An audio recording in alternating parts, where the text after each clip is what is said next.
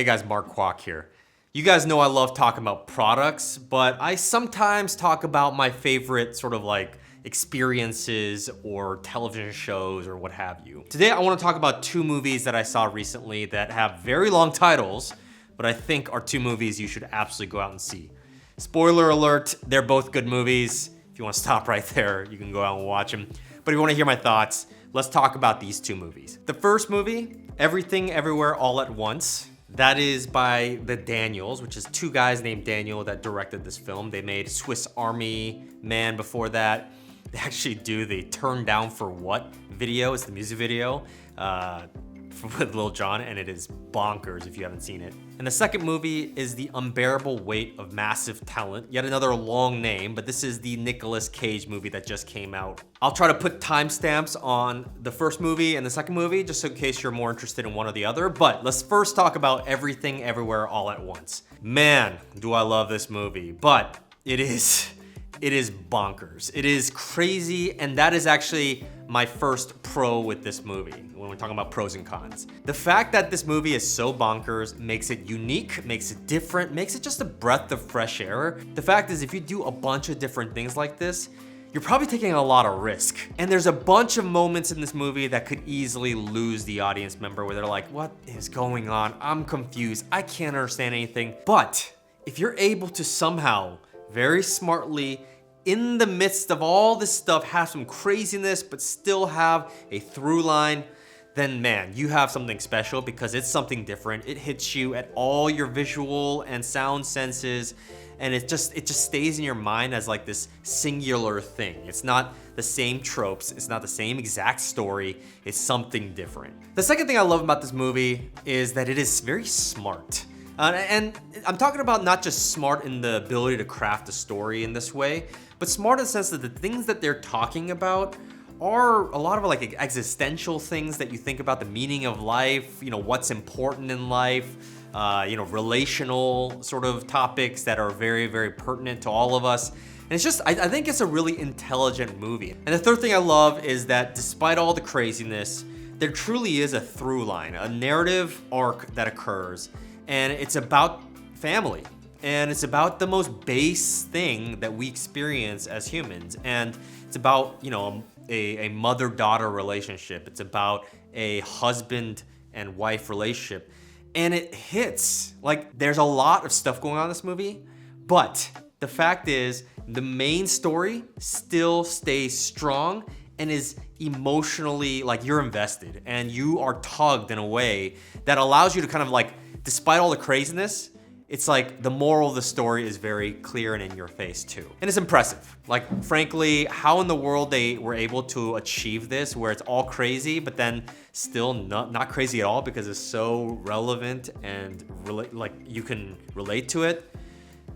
Incredible. I will say there's one kind of con that almost pulled me out. So, with a multiverse scenario, what that means is that, you let's say you live and you have like a bazillion versions of yourself living in different worlds and universes.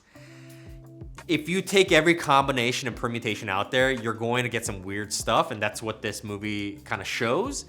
But sometimes they went into directions where I was like, oh man, you're smarter than this. You're like, you don't have to go into slapstick, stupid, 2, 3, 4-year-old humor. And I do think that they go in that direction a little bit. So there are areas where I'm just like, okay, what is this? Like, who cares? Like, this is cheap laughs. And I was like, you don't need to do the cheap laugh stuff. Like, you're smarter than that. You can get the deeper laughs and the more interesting ways to get that humor. So all that to say, watch the movie. It's awesome. I didn't even talk about Asian American representation, but good Lord. It's like, in spades. I love that. I talk about that in my Shang-Chi thing, but it's important especially for someone like me who is all about the arts and movies and stuff, and as an Asian American myself. Second movie, the Nick Cage movie, The Unbearable Weight of Massive Talent. Man, I don't even know I forget the title. It's just like the Nick Cage movie.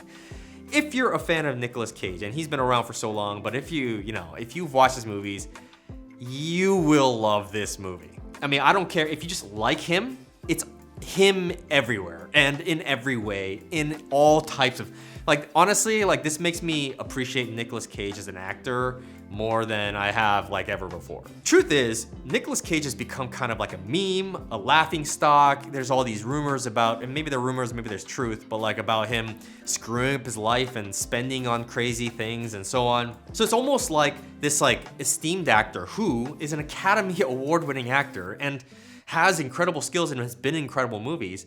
He's been overshadowed by this like image of him, and it's like taken off in its own way. The discussion has basically become Nick Cage is like a caricature of himself, and that is what this movie focuses on, and Nick Cage delivers. Like, I don't know how accurate his persona in the movie is to his real life persona, but god dang, like whatever you think of in your head, like he shows it all on tape. And I will say, like, regardless of that, like, let's say that's just noise to you, you don't even know who Nicolas Cage is, I think he does an incredible job in the acting element of this movie. Like, he just acts his heart out, and he does it in so many ways, and so I appreciate that. Just watch this. If you have any liking of Nicolas Cage, this movie's for you. The second thing about this movie is that it's kind of set up in, like, 3 acts. And the first act is kind of like this, almost like an indie film where you have like a guy going through this existential crisis, and that's an interesting movie, I think. And especially if it's Nick Cage, who you know and love, then that's all the more interesting. The second part of it is kind of like you can imagine like a buddy cop or like, you know, a friendship movie or something like that, where it's like a lot of dialogue between 2 people. And that's also interesting too, and you get a little bit of that, and especially if you're invested in the characters, then there's no movie as awesome as just 2 people having great dialogue. And the third part of this movie is very much like an action movie. You're almost watching 3 different types of tones and 3 different narratives across like one cohesive film. So overall, I think they do a great job of creating diversity in the movie of like, what's going on? How does it look? How does it all feel? It's like different at every stage. It's a fun movie. I honestly think even if you don't know Nick Cage, I think you might like enjoy this movie, frankly. I will say that if there's gonna be a weakness to this movie, it's probably in the 3rd act. Now, it's more of like an action film at that point, and I think that's largely because Nick Cage has been famous for a lot of his action movies, and it's kind of playing off of that. He gets to do an action thing. It's like a meta thing where he's like Nick Cage, but he's doing real action as himself. I don't know, there's something there. The problem is, I think, it almost like took itself a little too seriously, where it's like it actually became an action film. And part of me is like, all right, like, why don't we add a little bit more satire to this? Because it just looked like a generic action film at some point. And the whole idea of it is that it's not a generic action film. It's like, it's making fun of the fact that it's a generic action film, just like what Nick Cage does. You may not know what the hell I'm talking about until you actually watch this thing. But I will say, like, out of the 3 acts, it was my least favorite. The unbearable weight of massive talent. Nick Cage fans, go to the theater, support this movie. I don't know. I want the theater to still exist because I love movies. So if you can, support it that way. So yes, 2 movies I really enjoyed. Hopefully you enjoyed this, my thoughts about it all, but both these movies, go out and see. If I had to choose one to watch, depends how much of a Nick Cage fan you are. I'd say if you're not as much a Nick Cage fan, Everything Everywhere All at Once. If you're a Nick Cage fan, man, you gotta watch this movie too. So, all right, thank you so much for watching. My name is Mark Kwok. I'll see you guys on the next one.